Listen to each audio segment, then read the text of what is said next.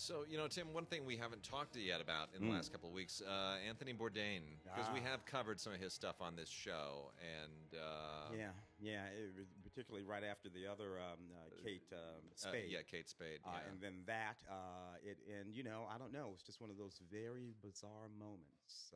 Sherman, friend of ours, from Sherman Augustus Into the from Into the Badlands. Badlands, noted actor, good friends with Anthony Bourdain. Oh, I did not know that. Yeah, yeah, Really? yeah, yeah. So we was really sort of devastated by that. But yeah, I don't know. It's a really odd thing, right? Yeah. Well, I mean, it's a reminder that even people who seem to have it all don't have it all. Yeah, yeah. You just really never know what's going on in somebody's head or what No. little dark things they're struggling with. Yeah. And I suppose mostly it just makes me appreciate my life. Yeah. I got blessings. all kinds of issues, all kinds of problems. I do not want to kill myself.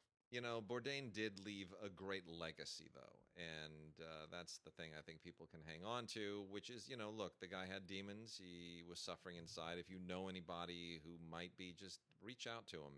Isolation is the worst thing, Yeah. Especially in the age of social media, because when you're isolated, you feel even more isolated than ever before. You know what was interesting? They were talking about all kinds of statistics around suicide, around those two events. Yeah. And suddenly you start hearing X number of people commit the suicide in this way and Yeah. what kind of people and all of that. I did not know that way at the top of that list were white men over 50. Yeah. Way at the top of that list of Yep. people likely to in some circumstance Yeah. or another, and it breaks down in these sort of particular socioeconomic ways. But it's not as much as you would think about poor white Yeah. men. No, No. no. And I just thought to myself, for one of the few times in my life, I am so glad I'm not a middle-aged white dude. This is like awesome there- not to be a middle-aged white dude. That's right something. That's something that really warrants more study, to Yeah. be honest, as to what kinds of. I mean, is it perhaps drug related? That people at a certain level are there stress of jobs, now. A lot of it family seems to culture. be pressure and expectations. Yeah. In America, same thing in Japan too. By the way, That's pressure and a good point, expectations. yeah. A lot of it seems to China. be that. Yeah, I think there's a high suicide rate in China too. yeah, yeah. Well, anyway, I know I'm gonna fail, so I don't even worry about it. From that. My mother did away with all that. I'm going to make sure you live a long time, son. You're going to fail at everything. Oh, man. Well, let's get into something positive, I guess. From suicide to World War One. I am holding in my hands a Blu-ray from the Cohen Film Collection, The King of Hearts, which is an absolutely delightful and wonderful movie from 1966, directed by Philippe de Broca. And I have to say, the best thing about this is the audio commentary by yours truly. Yes. I had fun with this. This was a really great audio commentary to do. This is Cohen Film Collection's King of Hearts, the Philippe de Broca film from 1966. It's a really interesting movie because it's Philippe de Broca, again, a great French director. And this is a French film with great music by Georges Delerue and a great screenplay co-written with Daniel Boulanger. But it stars an English actor. It stars Alan Bates, who at the time was really kind of coming, he was part of that whole Peter O'Toole-y Angry young man, hard drinking, hard living group at the time. And this is a really interesting kind of cheeky little movie about a Scottish soldier during World War One who the Germans are retreating from this, French village, and he's got to go in and disarm a bomb, which is quite likely connected to the clock tower. In any case, that's sort of the MacGuffin of this whole thing. There's, this village has been evacuated, and unbeknownst to him, the asylums from the inmates from the asylum nearby have gotten loose and occupied the village. So everyone in the village is literally a crazy person, and that's the sort of the conceit of the film. It's really very funny. It's incredibly well done. De Broca is just a master of framing and composition, and the nuts and bolts of filmmaking. But it's a really seminal film as well. Pierre Lum, the great cinematographer, has an interview on here as well, and there's even a conversation between Geneviève Bujold and Anne Thompson. Originally, I was supposed to do the commentary with Bujold, but that just didn't happen, so I wound up doing it myself. There's And nothing harder than doing one of those all by yourself. I've It never is. I've never done one by myself, Oh, but I know you've done man. a few. It's brutal. You know, I've always 'Cause done it with you, or you got nobody to bounce off of. sort of It's tough, thinking about but it was a really fun commentary. a neat little movie, Isabelle Huppert, called Souvenir. I kind of like this movie. In Europe, they have all of these singing contests, national singing contests, and then that big multinational singing contest. Like, what's it called? Eurosong or something? You know the one. Eurovision. Eurovision, right? Yeah. But these sort of singing contests, not unlike our sort of the little things that we do. Only there's these national contests sponsored by the state government, and they've been going on for years. So in this particular movie, Isabelle Huppert is playing an older lady. She just works in a pate factory, works in a factory. It's a good job. She hates it. And she has this young coworker, handsome young man, and he remembers her from many years ago when she was in that singing contest and won. And her life sort of went sideways, and here she is now. And they sort of fall into this relationship, and he's trying to make it as a boxer, and she decides she's going to make a comeback in that contest, that same contest. It's a very, very cute film.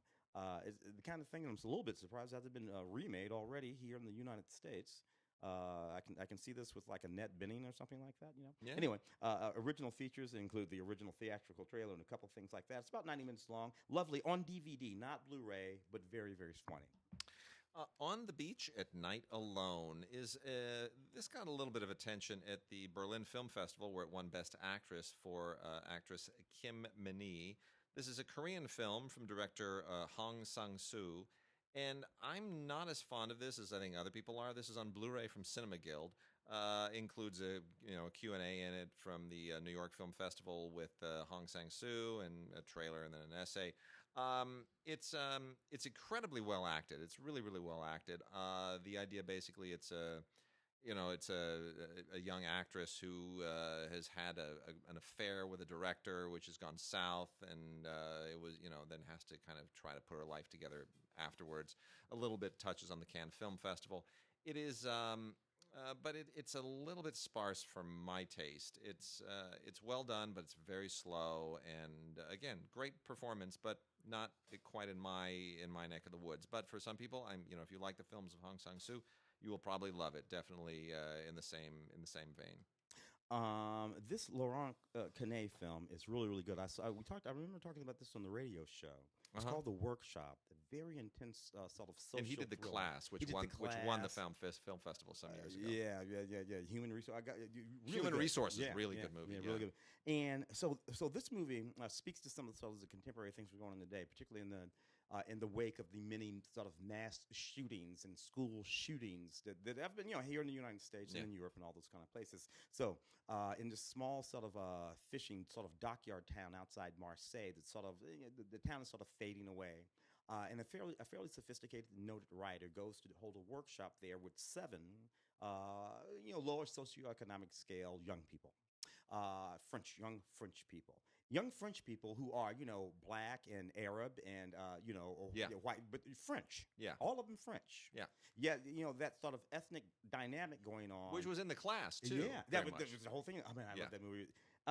And this is interesting in that what they're supposed to be doing is brainstorming a story. And one of the young men keeps coming back to a story that involves a mass murder in a school.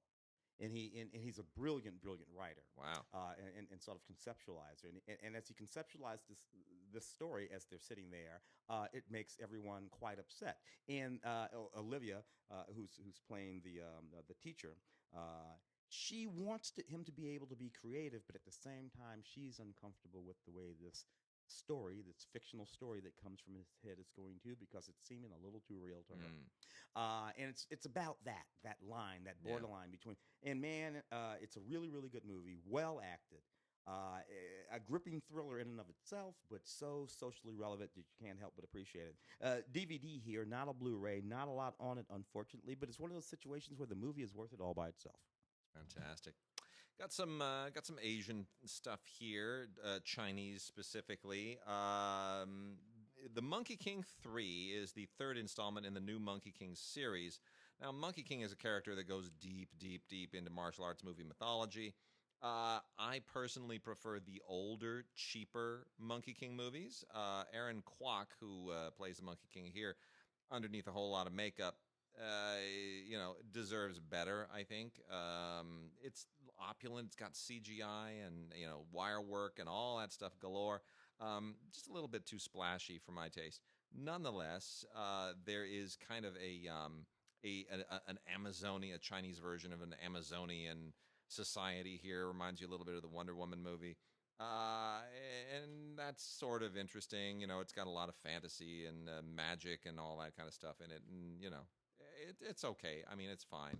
If you've seen the previous two Monkey King films, it's more of the same. Yeah. If you are familiar with the Monkey King as a character in older films, much more entertaining. And then we got some giveaway stuff here. Paradox. We've got 2 to give away. 2 copies of Paradox from Wellgo. Send us an email to gods@digigods.com or gods@cinegods.com with the word Paradox in the subject line and your name and address in the body of the email. And make sure that the email gets to us by the 2nd, Monday, July 2nd, and we will pick a winner and send 2 very happy people a copy of Paradox. Now, what is Paradox? Well, Paradox is a slam-banging action film, which is part of the SPL films. If you saw, SPL Killzone, directed by Wilson Yip, who also did 3 Ip Man movies, then you know exactly what to expect. This is sort of the most brutal of Hong Kong filmmaking and the most brutal of Thai filmmaking, all combined in the same movie. Louis Koo plays basically a Hong Kong cop who's looking for his daughter in Thailand, kind of like Liam Neeson in Taken, and he has to really kind of bend some rules along with a couple of local type cops, one of whom is Tony Jaa. And it's explosive and it's violent and it's bone crushing and a lot of great stuff in it. Interesting to see Tony Jaa in kind of a supporting performance here. Again, not the featured player here. It's Louis Koo who's the star, but still, it's a good film and it delivers the goods on an action level in ways that even Hollywood movies still can't figure out. Plus Thailand and Hong Kong have just done, set the new bar for those films. Because they're hardcore. Yeah, aren't they? The Good Postman, man, a Bulgarian film. This is such a good film.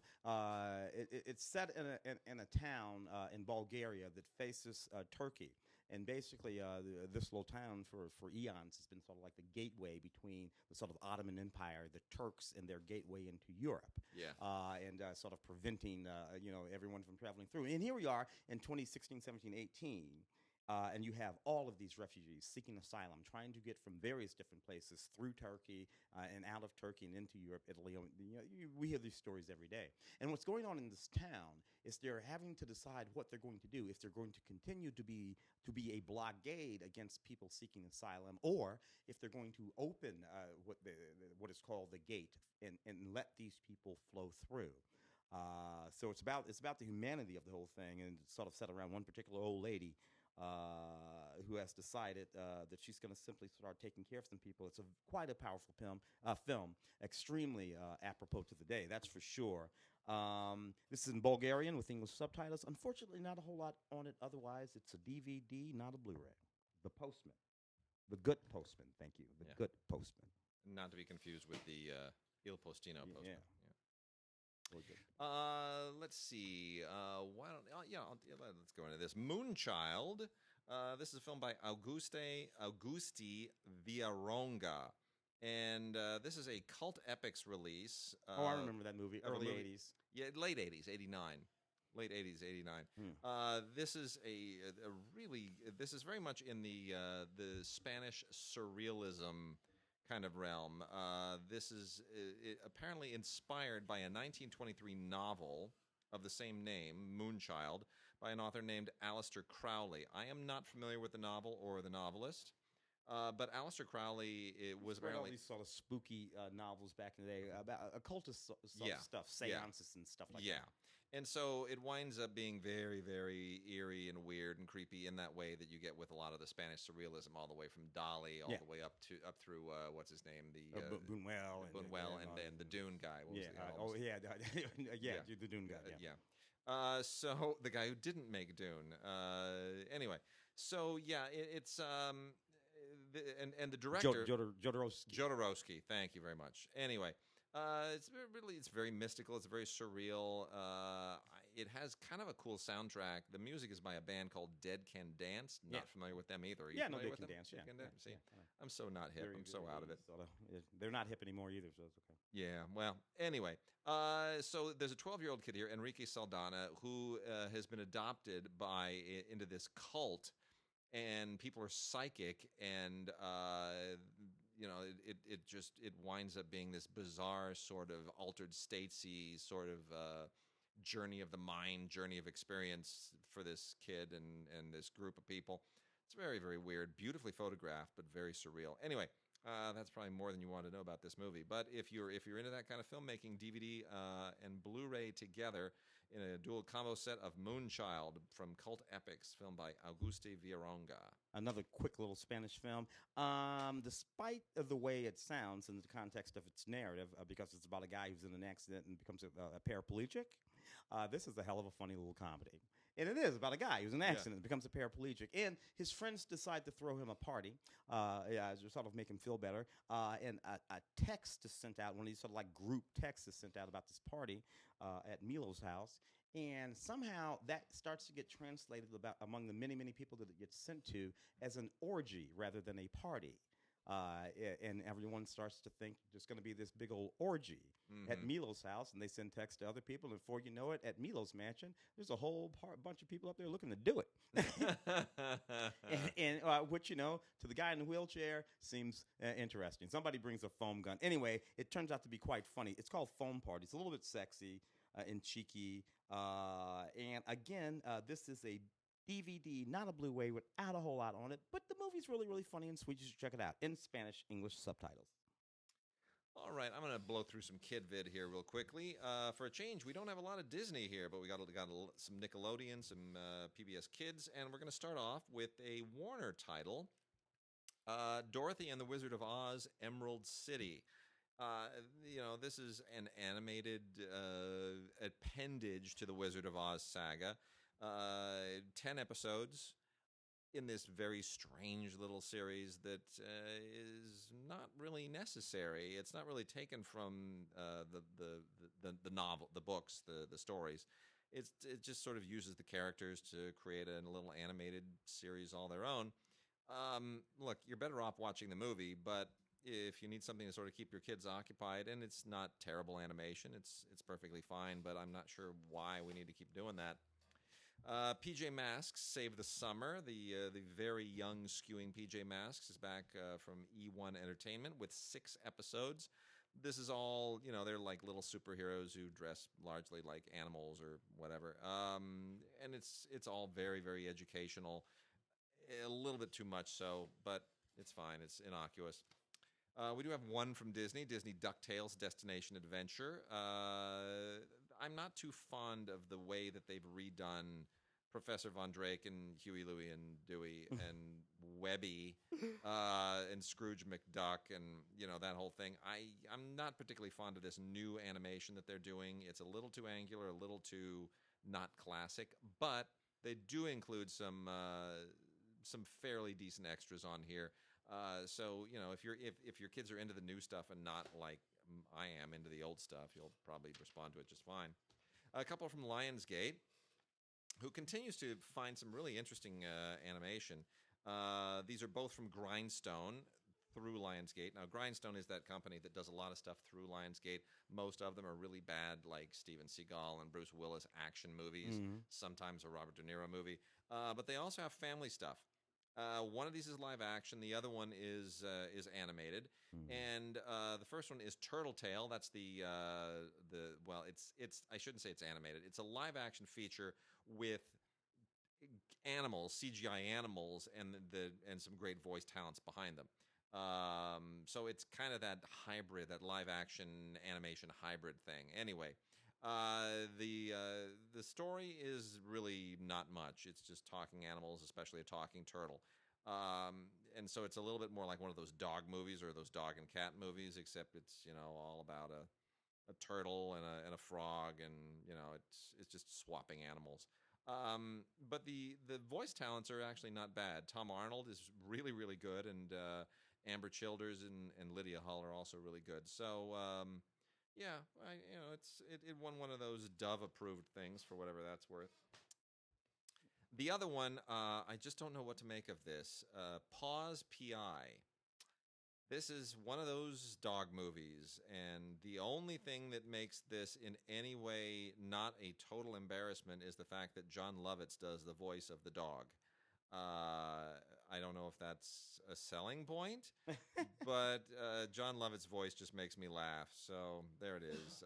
Pause PI, a dog private eye movie with some really bad slapstick, and the voice of John Lovitz as the dog.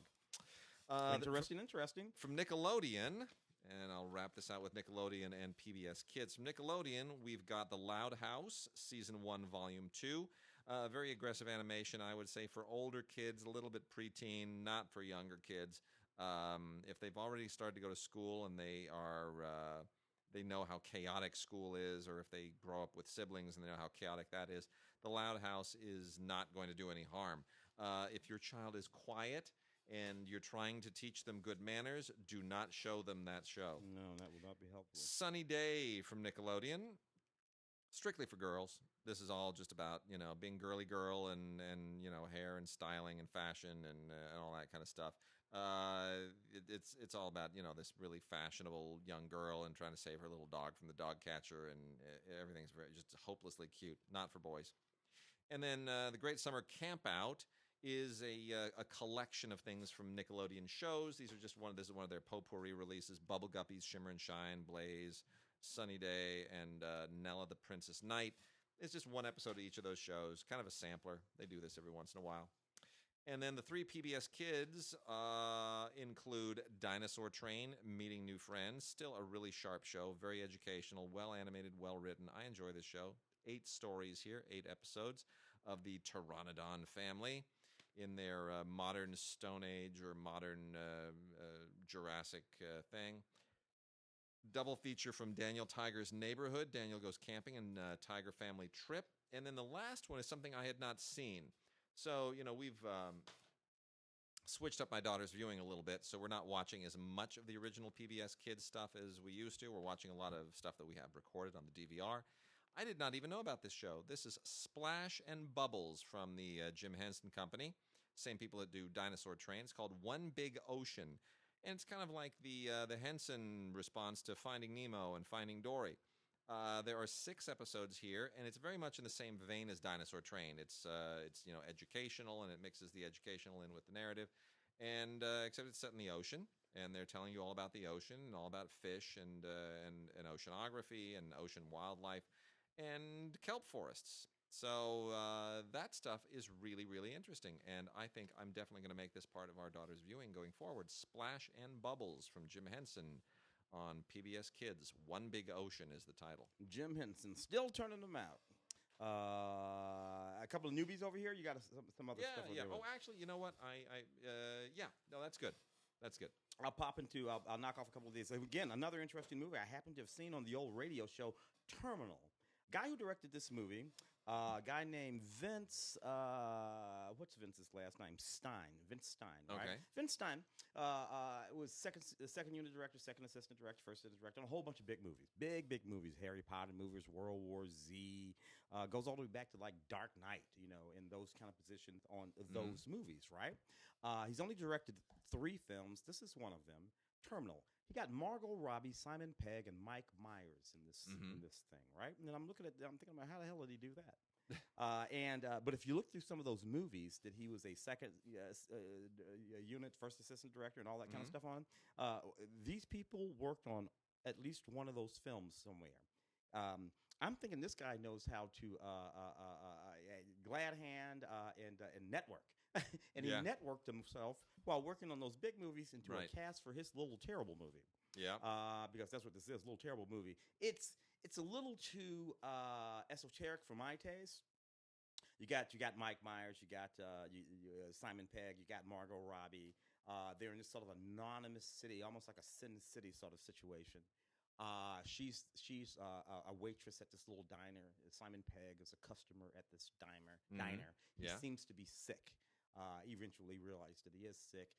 Mike Myers is dressed up in all this wacky costume as this sort of train station attendant, and then you got a couple of hitmen who are waiting on an assignment, and all of these completely disparate things are woven together into one wacky narrative Yep. that has a central mastermind sort of controlling everything and pushing everyone toward their ultimate end. Nice. And I'm like, okay, this is all fine, except that Margot Robbie just got nominated for an Oscar like 30 seconds ago. You Yeah. know? And shouldn't be in this movie. Simon Pegg, he's in the Star Trek movies and the Mission Sure. Impossible movies and all that kind of stuff. Why the hell is he in this movie? Mike Myers kind of comes and goes around and does all kinds of stuff. You wonder, and I'm thinking, hey, they're just buddies of this guy, and they made this goofy movie with him, and they probably shouldn't have done that. Because this is just not that good. Anyway, special features include a building of the world of Terminal, because it's sort of a big set piece movie. Yep. Kind of all takes place in just a set someplace. And it's highly conceptual, but it didn't quite work for me. Terminal. Acrimony. Tyler Perry's Acrimony, written and directed by Tyler Perry, without that goofy character that he plays in here at all, Yeah. which is great. I kind of like Tyler Perry movies in which Tyler Perry is not. Yeah. When he's not in them playing Medea or Yeah. anybody, he's just not in them. Those movies are kind of okay. Yeah. There's just genre movies, certainly.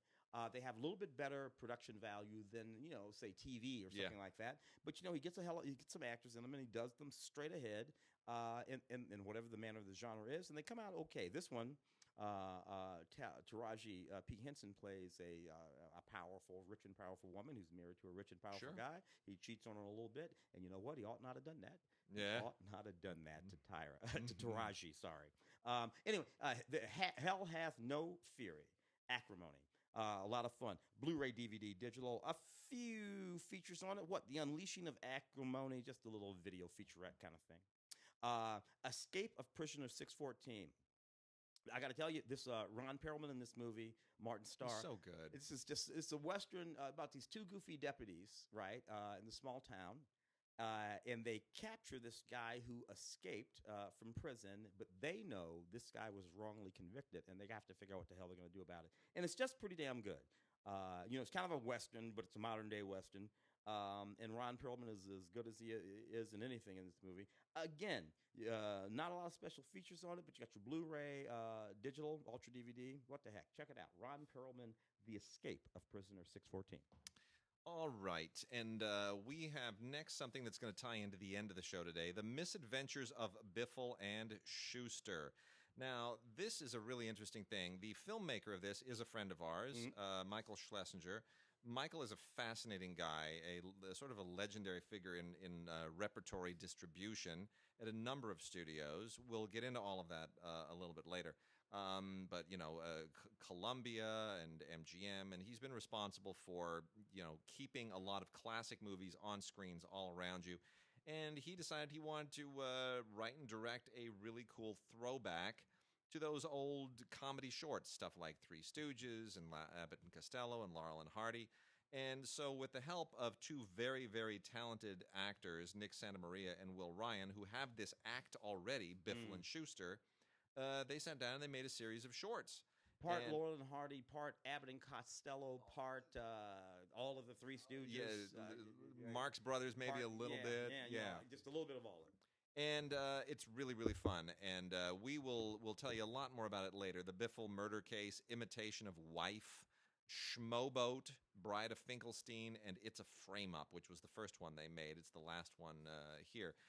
Tons of stuff on here. Commentary on all of them by Michael and the stars. There's even like additional stuff that they shot, and he'll talk about it as well. It's a ton of extras, and this is so much fun. You will laugh and laugh and laugh. You just won't believe how funny it is, and it all looks as if it was shot in about 1935 or 1939. It's really quite clever. So that is The Misadventures of Biffle and Shooster by Michael Schlesinger, and we're going to wrap the show up with that interview today.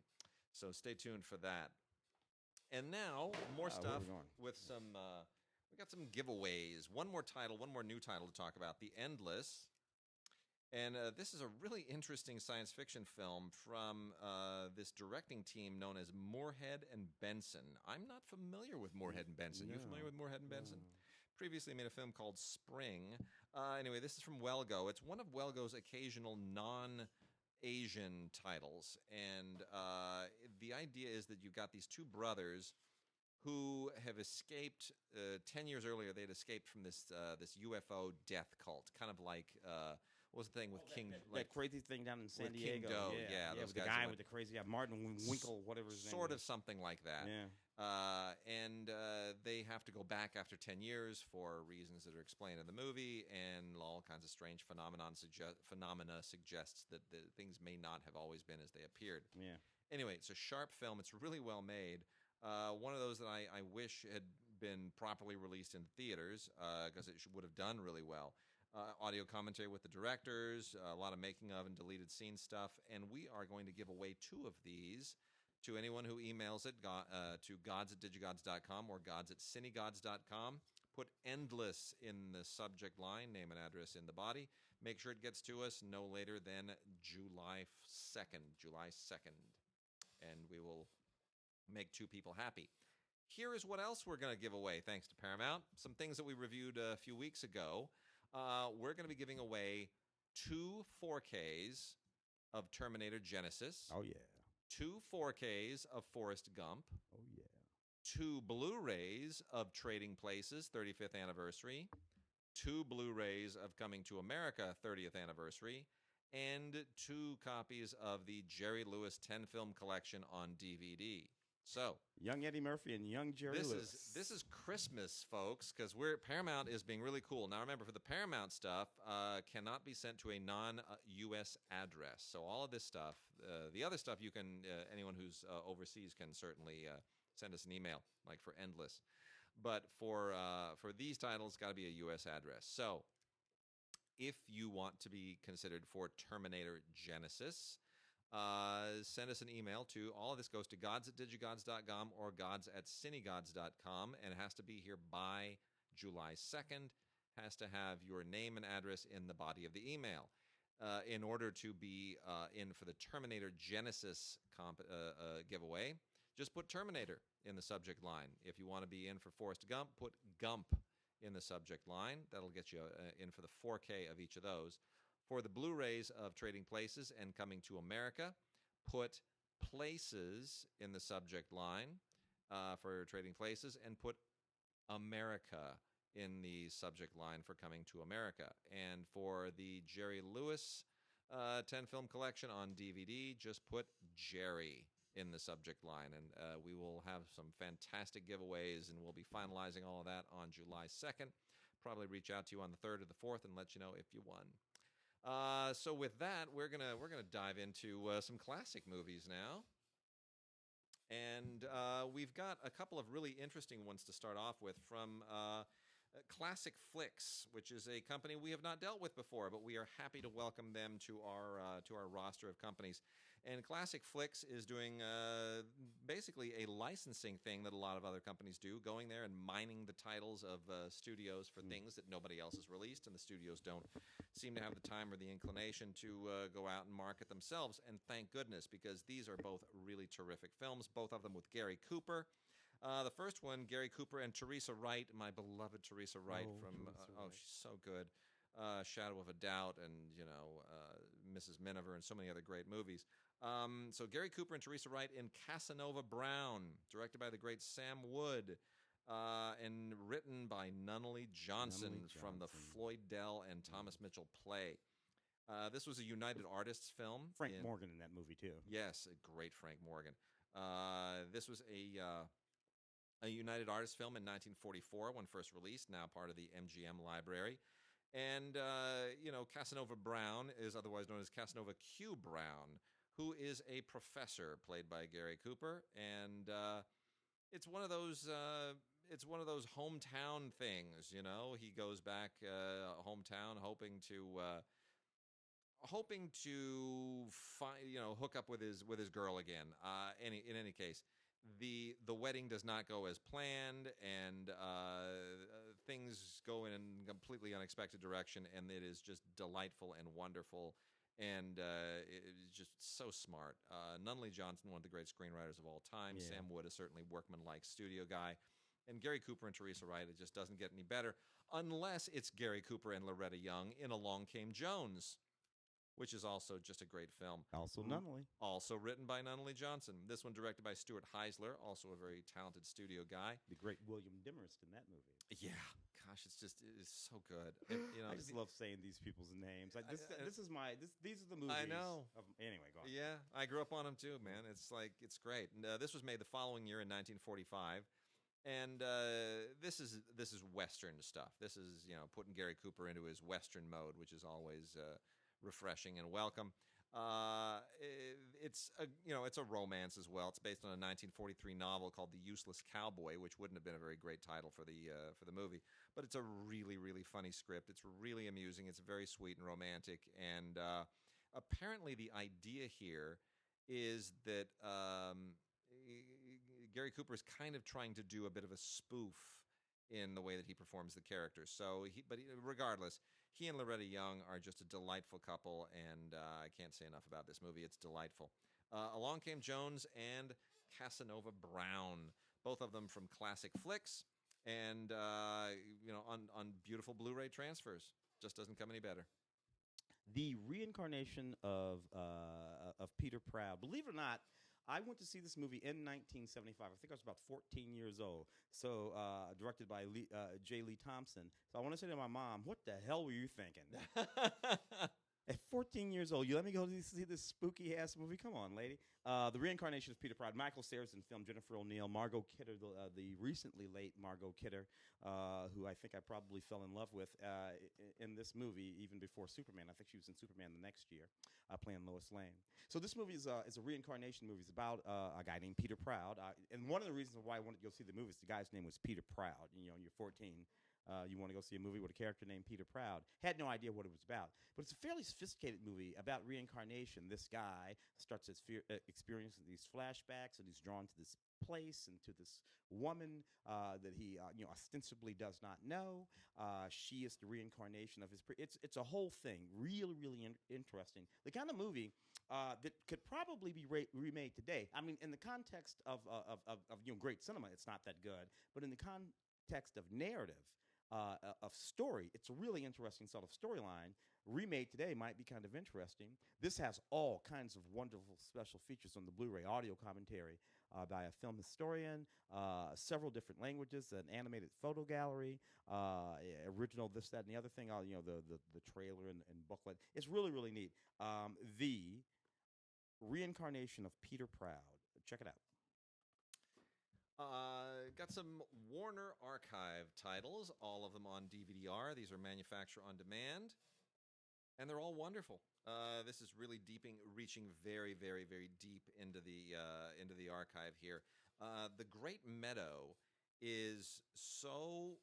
This is early talkie stuff, like 1931, pre-code, and they put the original artwork on the DVD, which I am so grateful for, because it's that cool kind of poster artwork drawing. Like it's just, when people took time to do artwork. Yeah, hand drawn, beautiful and painted. Yeah, and it says a Metro Goldwyn Mayer all talking picture. And what never dawned on me, and I want to emphasize this, in that really cool kind of Art Deco lettering, the all is italicized. Oh, interesting. Because the jazz singer, if you remember, was not all talking.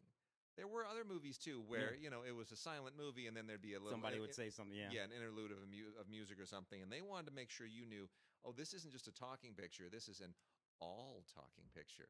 They talk from beginning to end, and that's just so charming. Love it. Anyway, this is a Daniel Boone story. The Great Meadow is a Daniel Boone story, and we got to remember that in 1931, Daniel Boone is not that far in the rearview mirror. Daniel Boone, in all fairness, Daniel Boone is Revolutionary War period, and that's not much more than 100 years before 1931. So, 1931 1931 is almost 100 years ago. Yeah. So, there's probably a few grandchildren of Daniel Boone floating around. So the colonial period is still something that they mine a lot in silent films and in early sound films. And this one is, if you can get past your memories of Fess Parker on the TV show, you'll actually really, really enjoy it. It's quite well done. And it's a surprisingly smart little script. And I enjoyed it. There's also Calm Yourself with Robert Young and Madge Evans, which is also a pre-code, I think, 1935. It feels like a pre-code film. I'd have to double check and make sure. I think 35, 36 was about when the code kicked in. Directed by George Seitz. And Robert Young is basically a businessman who gets fired for kissing the boss's daughter and then decides he's got a great idea for a business, which is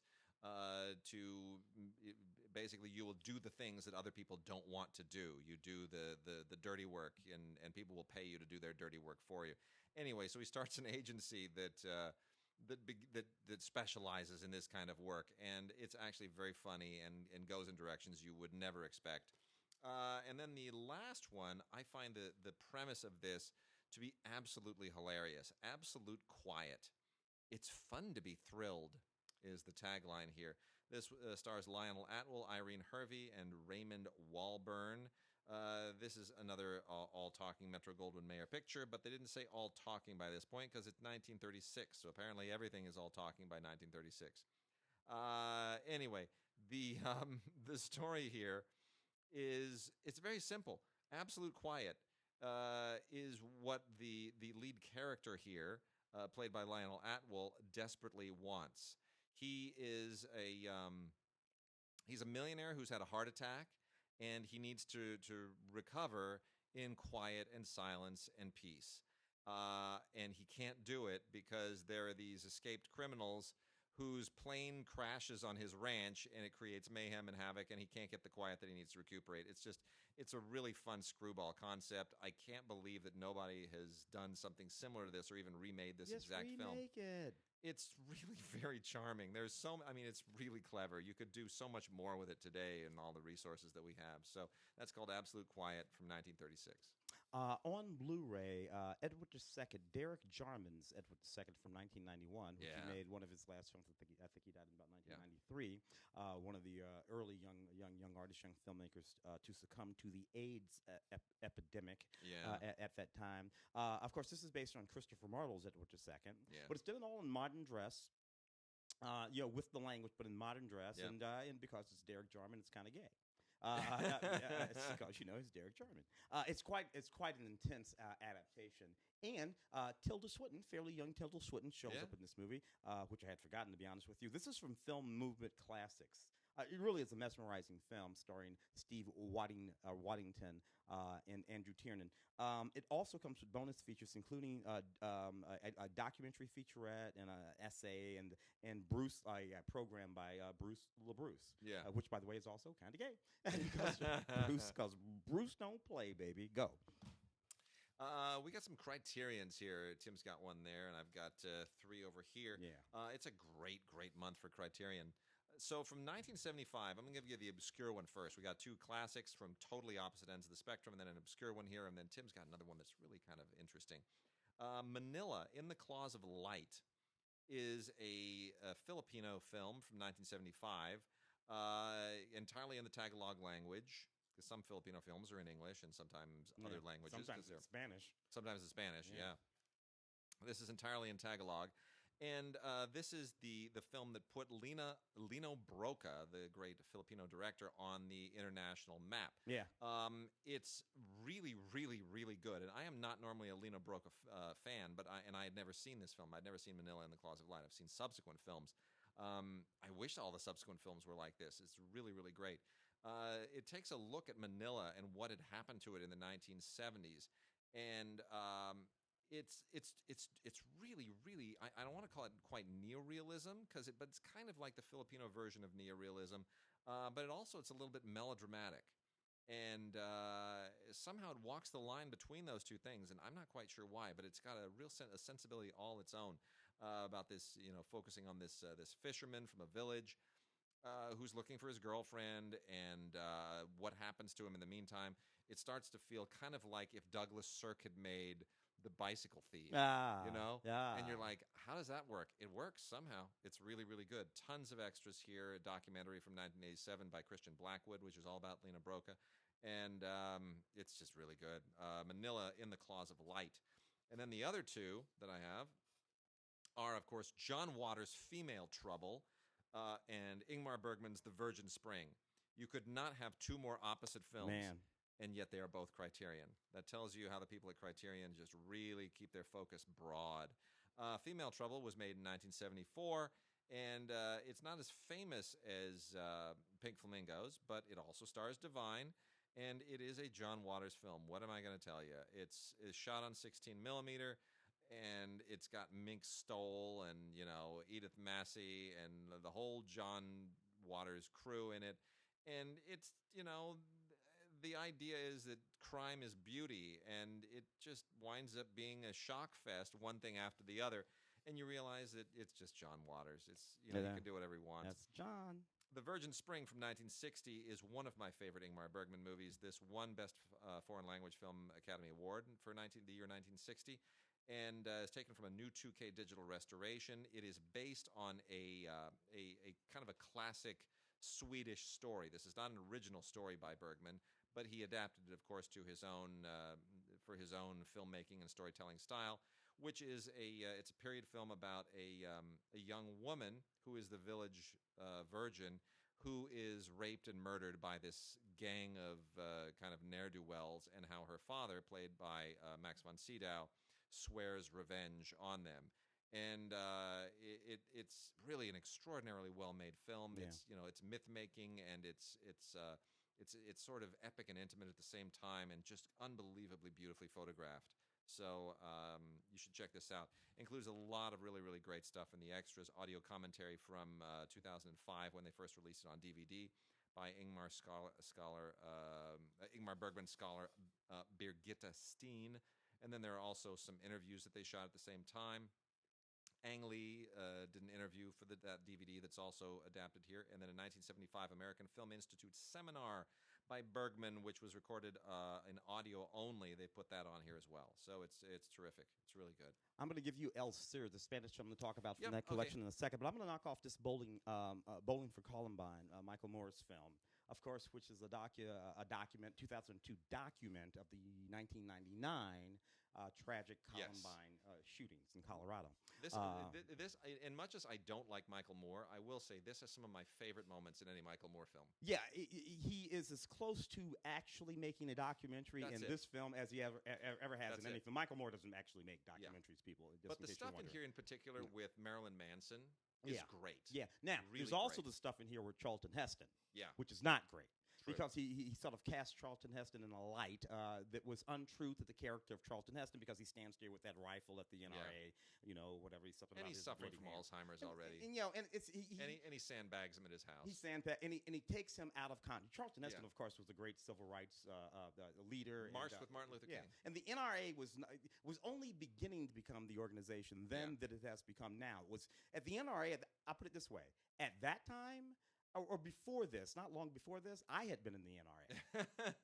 I'm a veteran, dude. 6 years, United States Air Force. There are people who still call me Sergeant Cogshell. Yeah. So got a lot of guns. But the organization's changed. Nevertheless, Michael is sort of ignoring that. But this documentary about this tragic event, which in some ways launched the 20+ year long string of these sort of events, actually comes upon something extremely powerful here. It's a powerful documentary. This is of course his Criterion collection, so it's approved by the director. There's a documentary here featuring Moore.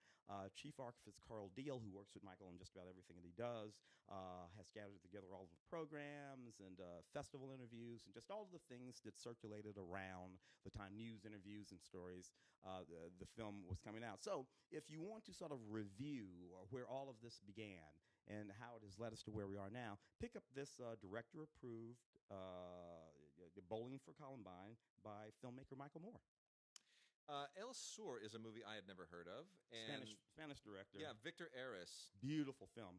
made it in 1983, and it's kind of like the Spanish magical realism, Yeah. all set around the experience of this young, kind of again against the backdrop of the Spanish Civil War, this young girl and her father, and it's really beautiful to look Quite at. lyrical film. Jose Luis Alcaine is the cinematographer. I'm dying to see other movies that he shot because this just kind of came out of the blue.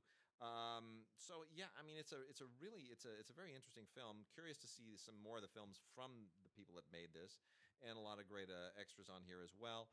A new program on the making of the film from 2012, and a really very smart subtitle translation, which is brand new. That's nice and crisp. And then there's also this 1996 television episode with Spanish film critics that are talking about the film, which is kind of interesting. Gives you a little bit more in the backdrop. So, El Sur, Elsur, a film by Victor Eris, worth checking out.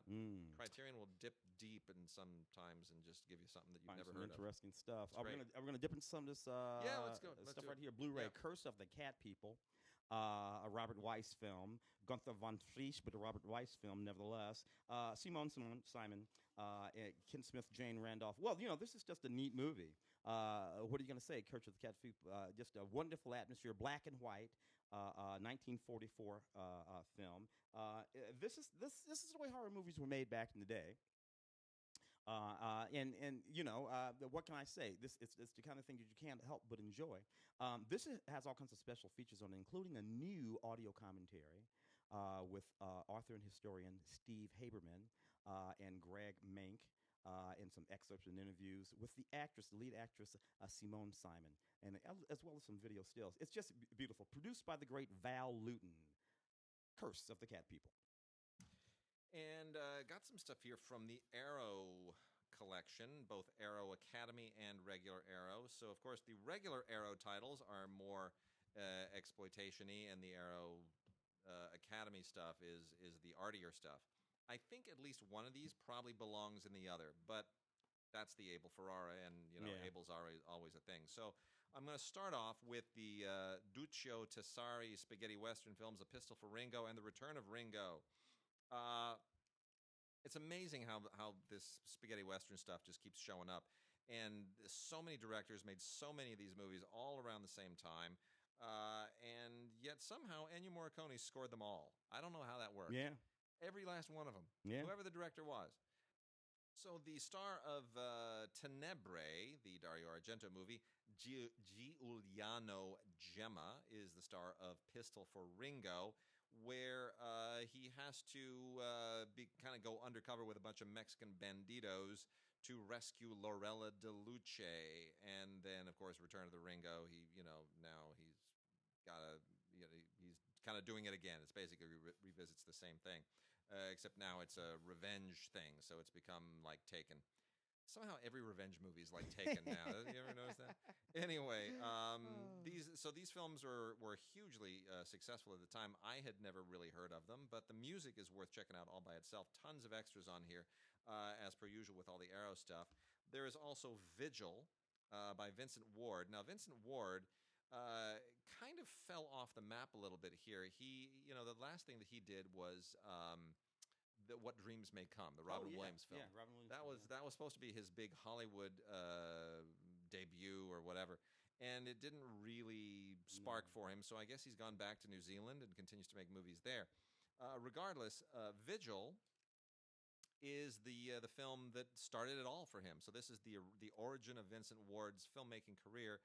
And it's actually a really good film, and I want him to come to make more stuff in Hollywood. This was screened in Cannes at the Cannes Film Festival in 1984, which was the very first time they had ever had a New Zealand film there, foreshadowing, a decade later, or less than a decade later, when I was there, and Jane Campion took home the big award for The Piano. Yeah. So a lot of stuff was pioneered by this film. And it is very, very New Zealand. Now, New Zealand movies, as opposed to Australian movies, tend to have a much more mythical quality to them. Yeah. Partly because the Aboriginal population in Australia has not sort of fueled the filmmaking there with their culture. The way the Maori have. The way the Maori have. Yeah, yeah. It's very much. So Maori culture and, English colonial culture all sort of merge in their cinema, and Vigil is definitely one of those. I don't even know how to even give you the plot without giving too much away. But let's just say there's a stranger who shows up in a small New Zealand village at the same time that something else has happened. Mm. And these things coincide, and they are connected in a way that you will never ever figure out, and doesn't really even matter eventually. So it's a really, really great movie. It's very mystical and cool and gritty all at the same time. And then we also have The Addiction, the Abel Ferrara film, which is basically a vampire movie, but without vampires. Lily Taylor is great in this movie. The black and white photography is just stupendous. This really deserves to be an Arrow Academy movie, but I guess they consider it a little bit more culty and exploitation-y. Anyway, it's really, really eerie, and it tells you a lot about Abel Ferrara's state of mind at this particular point in time. The last two from Arrow Academy include Smash Palace, the first film by Roger Donaldson, who would, of course, go on to do things like No Way Out. Oh, yeah, big job. Yeah, and this again, a New Zealand director.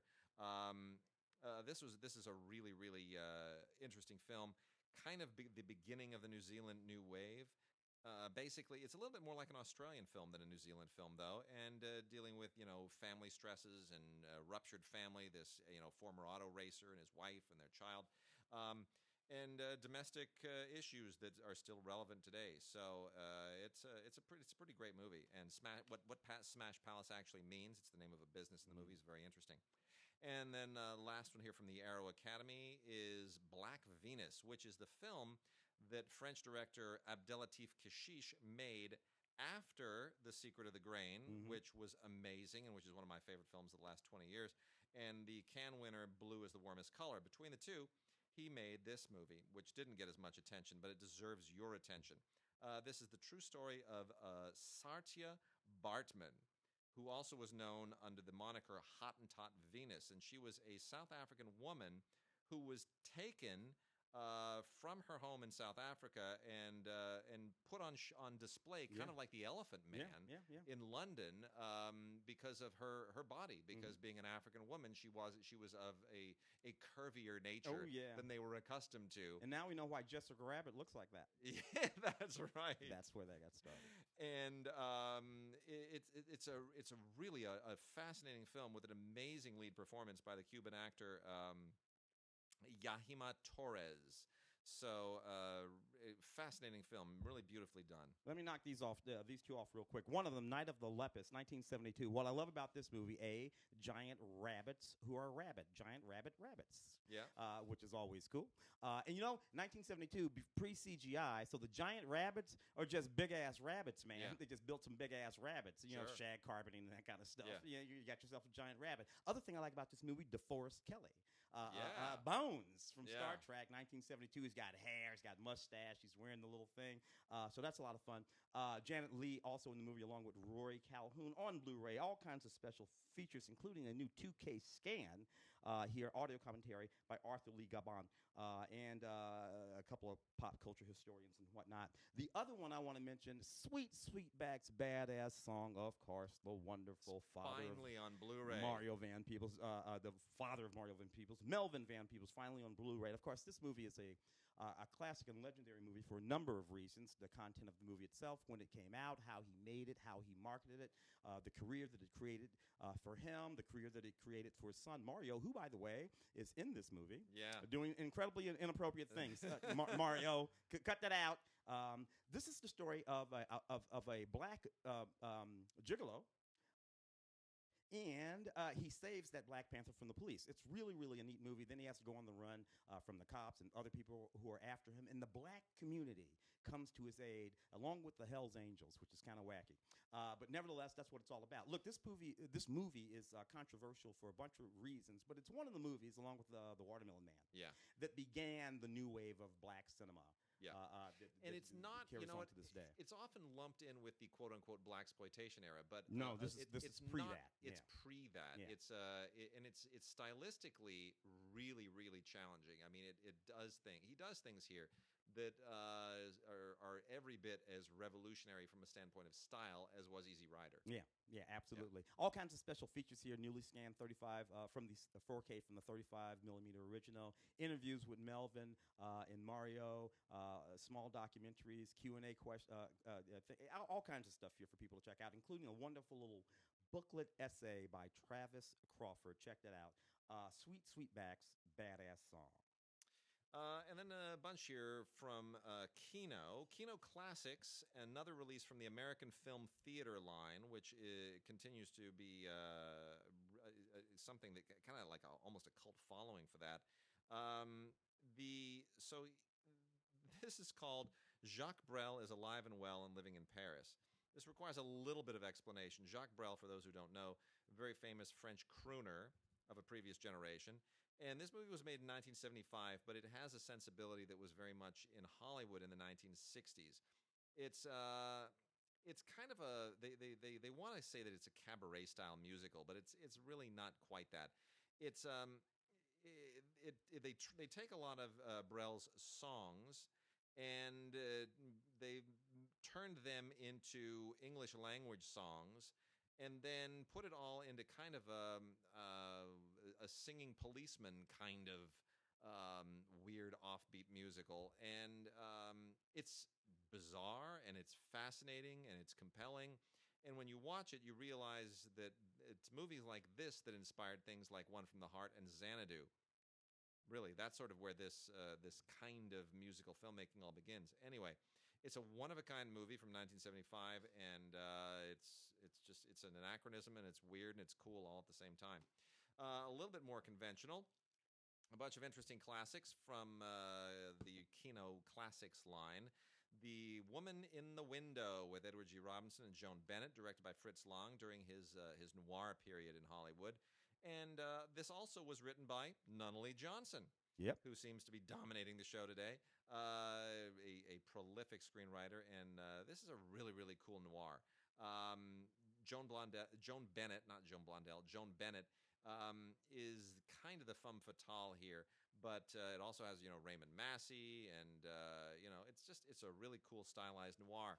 Also have the Western The Big Country by William Wyler, which is not one of the greatest all-time westerns. It's a little bit bloated, but and Gregory Peck produced this as well as kind of a vehicle for himself and Gene Simmons, and it's loaded with stars.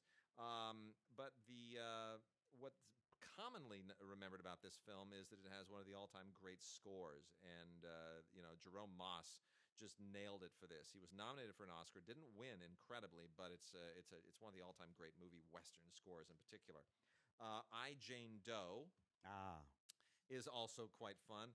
This is from a brand new 4K scan of the original 35 negative, and it looks gorgeous. So they got the original fine-grain neg from Paramount and just did a beautiful, beautiful transfer of it, scanning it in 4K. And this is kind of a forgotten film in many respects, from 1948. It's a courtroom drama about an American pilot who has committed bigamy while in France. And I don't know if the story necessarily is as relevant today as it was then, but it's so beautifully, beautifully shot, and it's beautifully acted, and gosh, it just looks so gorgeous in their transfer. And then the last one here is Alfred Hitchcock's Under Capricorn, which is a really weird film for Hitchcock because it's a period film. This is also a 4K restoration. It's shot in color during his British period. This is 1949, before he came to Hollywood. Mm-hmm. And it's basically a for-hire gig. It's all takes place in Australia, and there's the guy from England played by Joseph Cotton, who's been banished there because he's a criminal.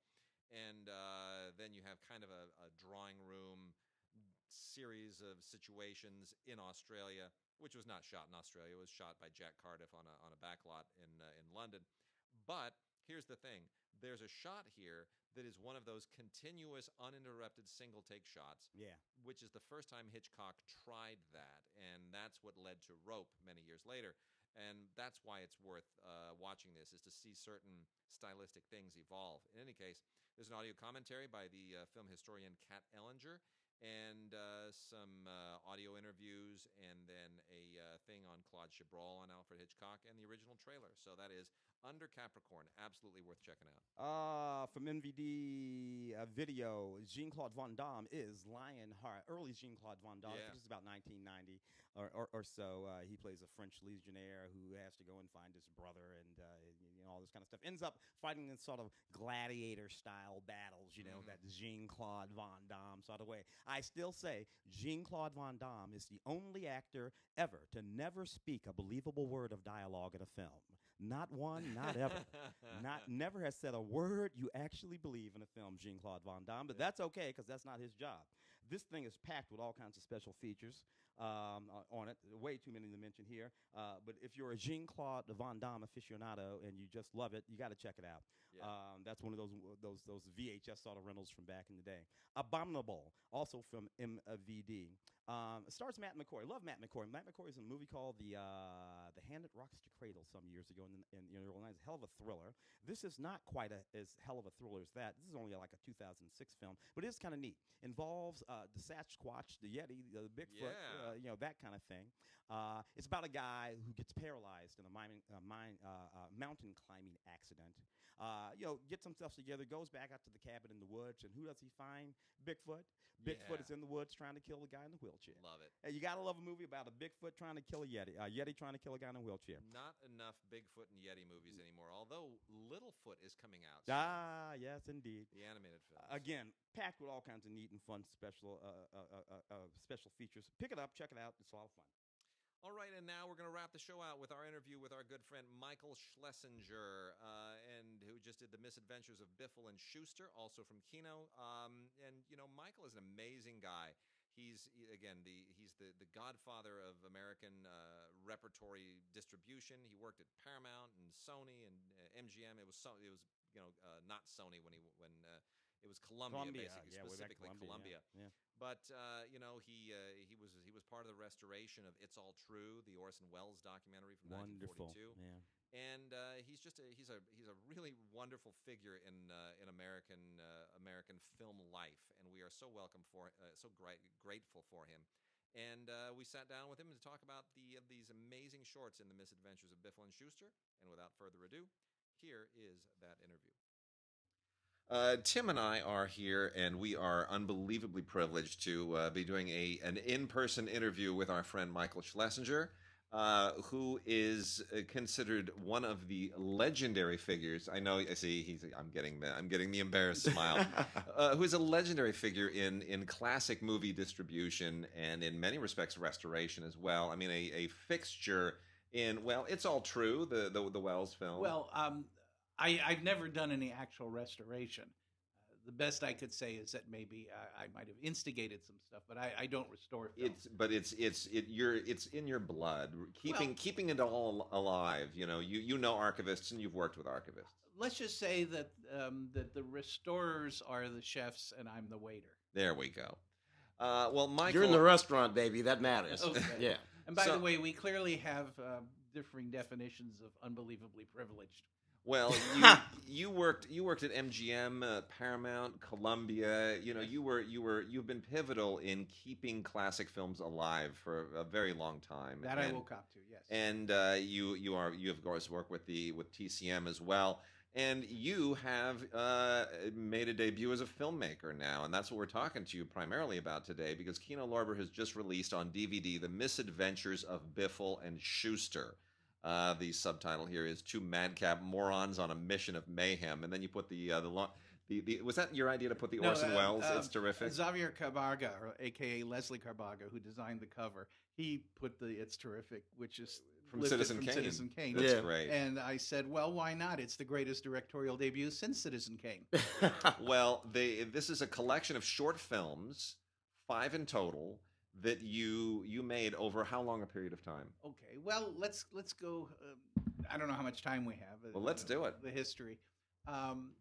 Nick Santamaria and Will Ryan some years ago sort of created this 1930s style vaudeville comedy team called Biffle and Shooster. It was kind of an ad hoc thing. They, made occasional live appearances, things of that nature. Nick and another guy did some flash animations, but they were never really. The characters were kind of nebulous at best.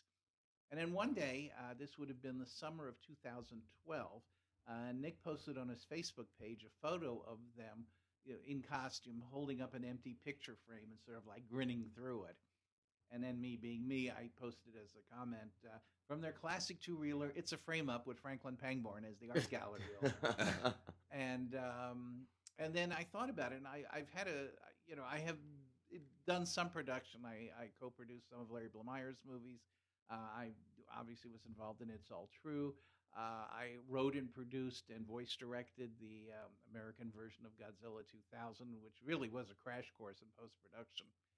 And I've been trying to sell scripts for some time, and the problem is that the kind of things I want to do are not the kind of things the studios want to make. So I thought a light went off, and I thought, well, why not actually make a Biffle and Shooster short and then use it as kind of a calling card? And so I emailed them and said, what do you guys think? And they said, well, of course, well, let's do it. So I wrote a script. I went on Kickstarter, fell short by a razor-thin 89%. And I thought, well, what the heck? I was comfortably well off, as Daffy Duck would say. So I figured I can pay for it myself. So we then shot it in December of 2012. Fortunately, I have a lot of actor friends, and I knew a lot of the Larry Blemeyer people, both sides of the camera, so I had no problem getting a cast and a crew. And the Kyoto brothers actually rented us their studio for a very good friend's price, because we shot it in December, and they're normally dark that month anyway, so it was found money for them. We were freezing our asses off, but we got it done. And then the problem was we'd get around, and the problem with film festivals is that film festivals want bleak and depressing and soul-crushing and, subtitled people being oppressed in a third world country, directed by Angelina Jolie. And guys in hats making stupid puns and hitting each other with their hats and things like that. Ostensibly in the 30s. Yes, black and white. It's too frivolous. We just can't have frivolous. Our audience doesn't want frivolous. And even my friend Cheryl Boone Isaacs, who came to the screening, and she said, "Here's the problem. Nobody's going to notice how well made it is, how funny it is, how inexpensively you did it for. All they're going to see is black and white and guys in hats telling jokes they don't get." And in a way, she was right, So I have this one short. What am I going to do with it? And then I said, well, the only thing I can do is bite the bullet and make more. And then that way, we've at least got enough for a DVD. Yeah. And, theoretically, we could put some of them together and make a theatrical, like they used to do the Three Stooges, Laugh-O-Rama, that kind of thing. So I bit the bullet again, and we made 4 more. We actually did a 5th. We did a one-reel Vitaphone short from 1928, which is on the DVD as an extra. But we shot that literally half an hour right after a lunch break. The boys had written the script themselves. So we just set up the cameras, rolled it, and we were done. So great. And then we shot it. We did a bunch of extra things too. We did on Imitation of Wife. We had talked about in the early days of sound, they would sometimes do foreign language versions of films, because silent films, obviously, you could just replace the intertitles. You can't do that with a talkie. And I'm sure a lot of people have seen, for example, some of the Spanish Laurel and Hardy, where they were reading the lines phonetically, or, of course, the Spanish Dracula. Mm-hmm. So after we wrapped one scene in Imitation of Wife, I said, this is a good time. Let's do the Spanish one. So we just did the scene again. I just rolled the camera and let them ad-lib in a combination of Spanish, Spanglish, and gibberish until they were tired, and then we just cut. And it came out great. And then we picked up some odd bits later on. As a lot of people know, I think It's a Mad World is the greatest movie ever. I'm sorry, let me rephrase. The greatest movie ever, with the periods. like on The Simpsons. And everybody's teasing me about Biffle and Shooster having their cameo cut out of the movie. And then one day, like a couple years later, I thought, you know what? Why don't we just do that? So we went up into Chatsworth, up in the mountains near where some of Mad World was actually shot. And my costume designer found a couple of the old-fashioned prison costumes, with the vertical stripes, and even a plastic ball and chain. And we did a very quick scene where they're hitchhiking, like they've just escaped from prison. And the joke was that as the cars go by, they get splashed with buckets of water. And then they do all their old catchphrases. And that was it. It was like 45 seconds. And we matted it to 2.76:1, so it looked like it was shot in Ultra Panavision. And then while we were there, and they were already in their old age makeup, we then shot an interview with them, and doing basically the Sunshine Boys as a couple of old Jews, and in their prison costumes, and we just rolled the cameras, and again they ad-libbed for 10 minutes in character, and it was hilarious. And then we put that on the DVD. And what we did was the supposition was that a local TV station had filmed shot the interview, ahead of time, and then when their scene got cut for the movie, the footage was just lying in the vaults for 50 odd years until it was discovered, and then we faded it to magenta. That's so like great. old Eastman. That's so great. Well, the shorts that are included here are The Biffle Murder Case, Imitation of Wife, which I think is the greatest pun ever, Schmoboat, Bride of Finkelstein, and It's a Frame Up, which was the first one you shot. Right. Yeah. But it's the last in the fake timeline. Yeah. And one thing I wanted to do, because back when I was at Columbia, Sony, people want to do Three Stooges festivals, and I would always, try to arrange them very carefully, because the one thing you don't want to do, especially with the Stooges, is the one thing you want to do is avoid repetition. Mm-hmm. And I wanted to do this here, so I wanted to make sure that not only were all the shorts different from each other, but that they were different in each short, how they responded to material. So in one short, they're behaving like Abbott and Costello. In another, they're more like Laurel and Hardy. In another, they're more like Hope and Crosby, fitting. So that way their characterizations change a little bit as well. They're still recognizably Biffle and Shooster. But, for example, in Biffle Murder Case, Schuster's constantly slapping and hitting Biffle, poking him in the eyes, all the traditional Mo Howard stuff. In Imitation of Wife, where they have to work together, because they've got a problem, Shooster doesn't hit Biffle at all. Well, he does. He stomps his foot one time. Mm-hmm. But that's it. And, of course, there's none of that in Schmoboat because, again, they are playing themselves because it's a review. So they're not playing – they're not like Hope and Crosby playing, their characters in a road movie. They're Hope and Crosby as they really are in real life. So, and I think that's one of the reasons – that we worked very hard to make these all different from each other, so people, if they wanted to, could watch them all at once and not feel that they were being clobbered over the head by the same jokes over and over again, unless it was a specifically designated running line, like "I'm innocent, I tell you innocent," that kind of thing. That's great. I mean, it's so much fun to watch. Thank you. I've always wanted to ask you about is this: from a filmmaking standpoint, being someone who is a film historian and a scholar of style.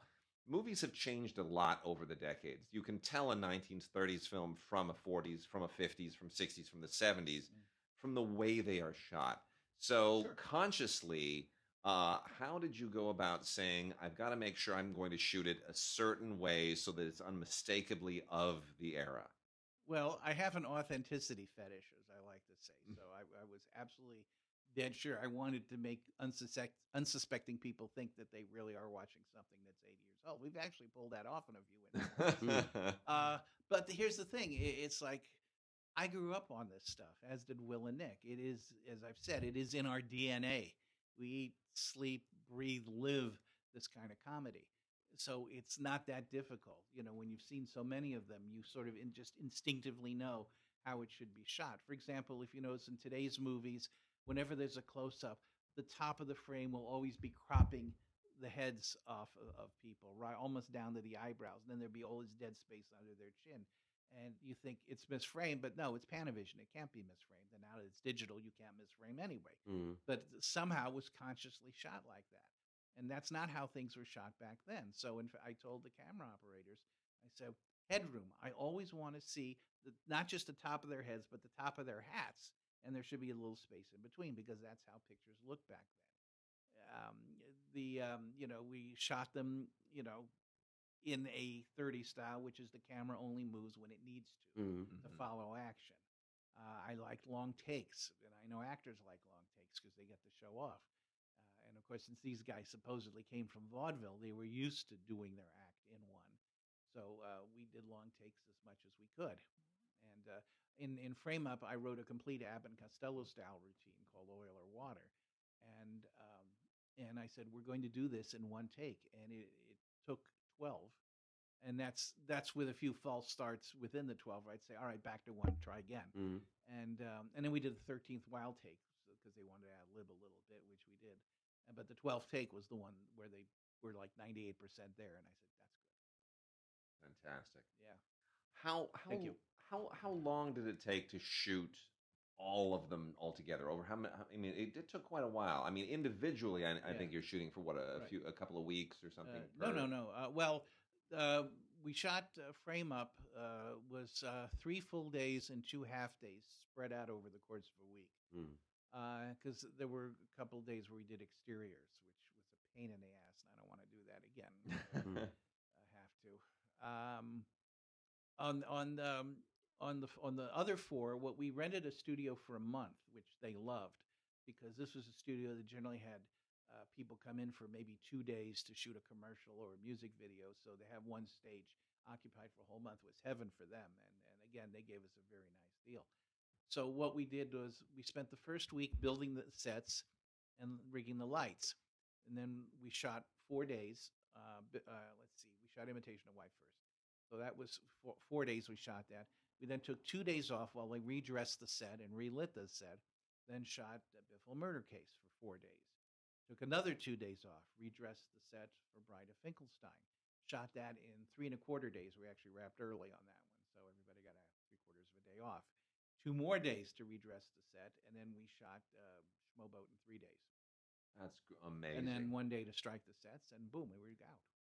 Well, back then, the old shorts, the Columbia 2-reelers, even at the beginning, they were shooting them in 4 days because you figure you're looking at 20 minutes of film. That's about 5 minutes a day. That's actually pretty good. If you multiply it, let's say you make an 80-minute movie, you quadruple that. That's 16 days. And back then, for a non-A picture, that was about right. Less than a month to knock it off. What is the genesis of your very specific interest in this kind of comedy, this period? You just grew up watching it and loving it and hung on to it? The 30s is my favorite decade. It is for a lot of us. And it just feels like home. Does that make sense? Oh, yeah.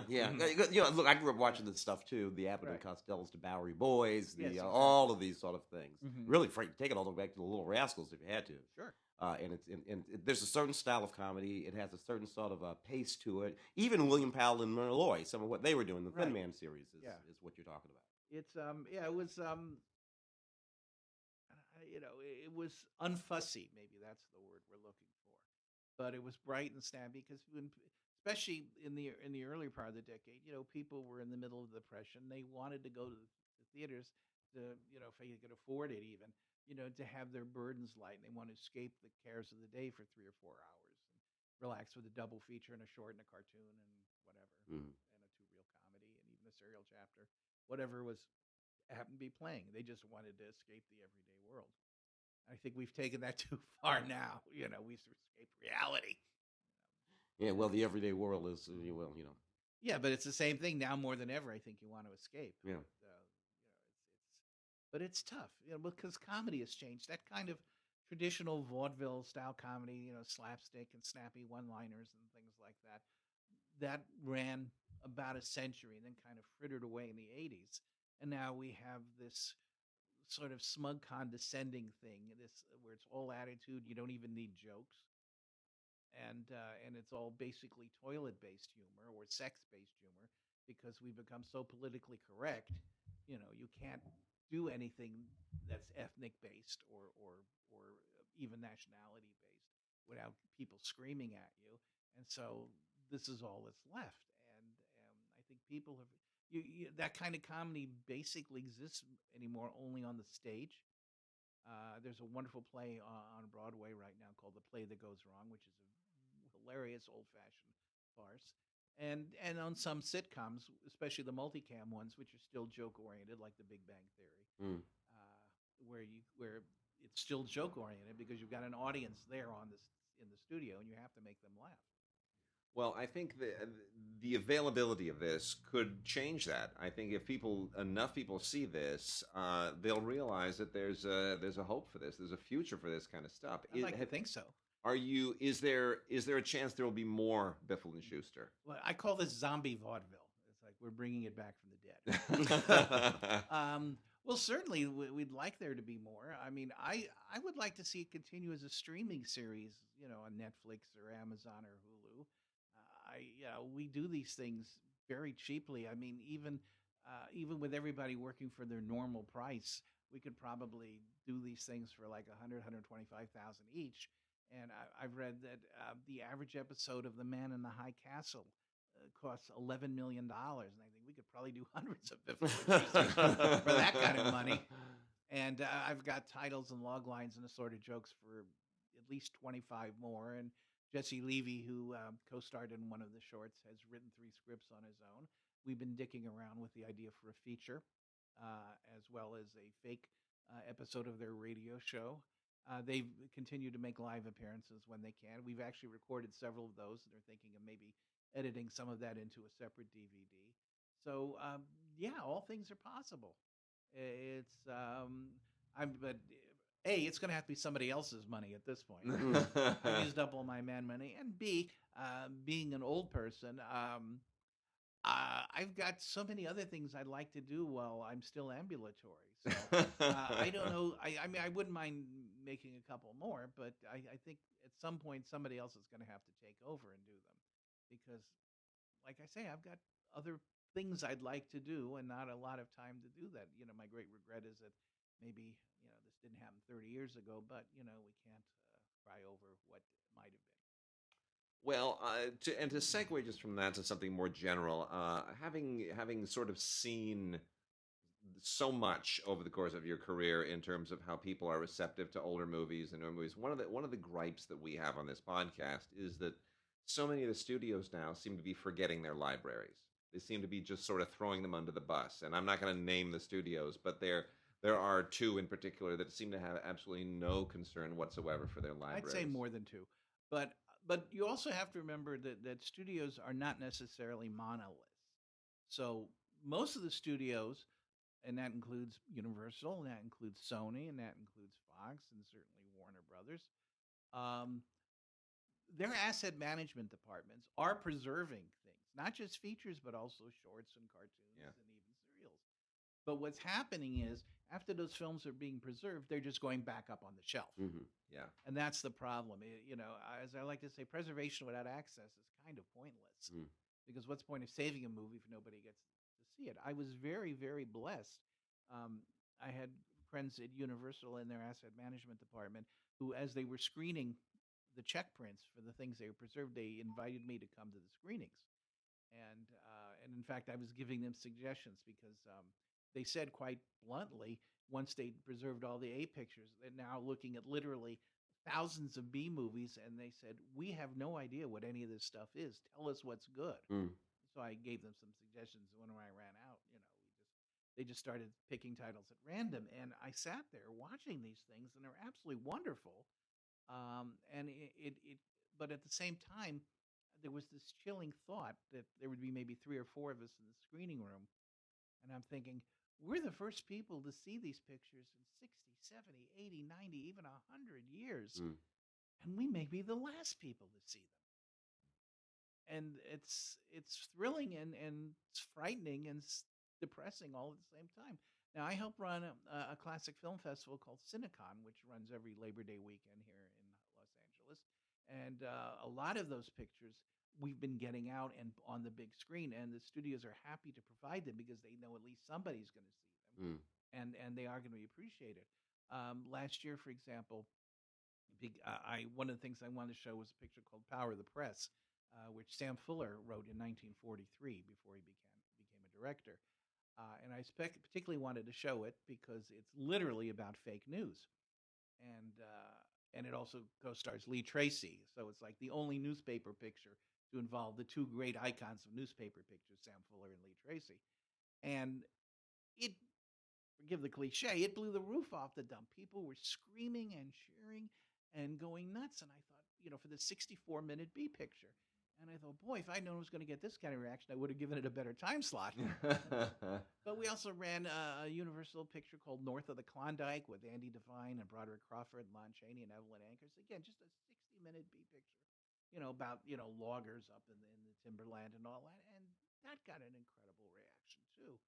And we've run a lot of Universal swing musicals over the years, and they cheer and they love it. I mean, granted, it's, preaching to the choir, but there's no reason those pictures can't appeal to other people as well if they give them a chance. I mean, we're nuts.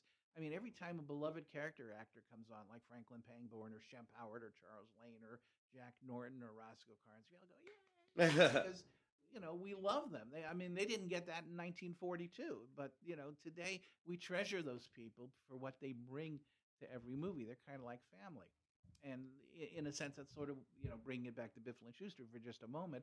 That's sort of what I tried to do then, because the supporting actors aren't playing the characters. They're playing the actors playing the characters. Mm-hmm. So I've told this story before, but I'll repeat it again. Imitation of Wife is the typical bringing the boss home for dinner scenario. And for a role like that, you think Vernon Dent, the guy who was in all the Three Stooges shorts, the big heavy-set guy with the mustache who gave the world the phrase, "Hey, where are those three new guys?" right after this elaborate crash. And so I called up my actor friend Glenn Toronto, and I said, "How'd you like to play Vernon Dent?" He said, "Oh, I'd love it." I said, "Great, grow a mustache." And that is literally all the direction I gave him. He showed up on the set the first day. He was Vernon Dent. I didn't have to tell him how to do a single thing. He knew exactly what to do, and he was fabulous. So, and obviously that makes directing an actor a lot easier, too, if they're literally playing somebody else. But that level of familiarity for, film buffs who say, oh, he's playing Vernon Dent, and watching as he does all the typical Dent things. In Frame Up, Bob Picardo plays Arthur Houseman, who was one of the great character drunks. And I sent him a link to a Laurel and Hardy short called Scram, where Houseman is particularly featured. And I told the actors, you don't have to do a full-on impression. You can just suggest the character. Robert did a full-on. He came on. He absolutely became Arthur Houseman. It was scary how much he channeled him. At least one person said it almost looked like you dug Houseman back up from the dead and put him back to work. That's great. And and again, so that adds an extra level of fun, for people who realize he's not just playing a drunk; he's playing a guy who was famous for playing a drunk. Yeah. Which is a level of engagement that's really, really neat for the audience. If you know what you're looking at and you know what they're doing, that's a lot of fun. And that's another thing we kind of miss about movies today is that we don't have that great community of character actors who would show up in film after film, generally always playing the same type of character. You wanted a grumpy old man, you got Charles Lane. You wanted a fussy floor walker or maitre d', you got Franklin Pangborn. You wanted a drunk, you got Jack Norton. That kind of thing. And there were things that Agnes Moorehead did. There were things that William Fred Mertz from. There were things. William that these Frawley, guys did. yes, very much so. And you don't have those kind of character actors anymore. You've got the star, and then you get a bunch of blank faces. I always say, you remember a few years ago there was a movie called Snakes on a Plane, and it was Samuel L. Jackson and Kenan Thompson and Juliana Margulies, and then a bunch of nobodies, who apparently were cast for their hotness rather than their ability to act. Yeah. And then you look at this movie, and you think, if this had been made back in the 40s, every single person sitting on that airplane would have been a familiar face, and every single person would have been playing the persona that we associate with them, and it would have been absolutely delightful. And here you had three actors who basically had to carry the movie themselves, with 20 other people who were just complete loxes. Yeah. Well, it is wonderful. There's a ton of stuff on here in the extras, bloopers and outtakes, and obviously all the other fun stuff that you shot. The DVD is The Misadventures of Biffle and Shooster. Michael Schlesinger, thank you so much for sitting with us and talking to us about it. Thank you for having me. A lot of fun. It's a lot of fun, folks. It's a lot of fun. You got to get it. We're going to put this right at the top of your gift list, your to-buy list, whatever list you have. The Misadventures of Biffle and Shooster. I'll tell you another thing. Surprise yourself. I teach a lot of film, particularly young people. Yeah. Show this to kids. They show this to kids, young people, even 12. They will find this absolutely hysterical. I promise you, they will. Do I have time for an anecdote? Yes, go ahead. Okay. We ran Bride of Finkelstein a few years ago at Cinefest, which is a similar festival in Syracuse. No longer, they ended. And some woman came up to me a little after the short. She had dragged her 17-year-old daughter to watch these old movies. And she hated every single thing she saw except Bride of Finkelstein. The kid said she loved it. Are there more like this? And I thought that may have been the greatest compliment I'd ever gotten. So yes, and because these were made in the 30s, they're sort of technically family friendly, and because there is so much silliness and slapstick, I always say yes. Show your kids this. Say they'll like it. Yeah, it's in black and white, but children don't really mind that much. We didn't mind when we were kids, and they'll respond to the goofiness, and they'll like it. And we had the same thing with The Lost Skeleton of Cadavra. We had people telling us that kids as young as 3 were enjoying the heck out of it, even if they didn't understand all the jokes. I will follow your anecdote with my anecdote and close with this. I grew up, as both of you did, on stuff like this. There used to be a theater in Century City here back in the 70s that would show reels of old classic movies, oftentimes silent. And my father, who had worked in Hollywood back in the 1930s, would take me there on Saturdays, and we'd sit there and we'd watch Laurel and Hardy, their silence, their sounds. We'd watch Chaplin, and I loved it. It was some of my. Was this a silent movie theater on Fairfax? No, this was in Century City in the old ABC Entertainment Center. Yeah. Not the Plit. It was below the Plit. It was on the level below them, and it was Wow. just a small tiny Must have venue. been before my time. And it was it was really extraordinary. And I've tried to replicate some of that. My daughter is 5. And Friday nights now is our old black and white movie night, and we've been showing her the movies. And if you ask her, what movies have you seen lately, she will tell you Double Indemnity, Sunset Boulevard, Good for her. Gold Diggers of 1935. She knows the titles. I have a friend like that in Cincinnati who has been showing old movies to his grandson, and his favorite is Abbott and Costello Meet Frankenstein. That's great. To the point where every time they're going to watch a new movie, the kid always says, "Are Chicken Wilbur in this one?" Oh, that's great. That's fantastic.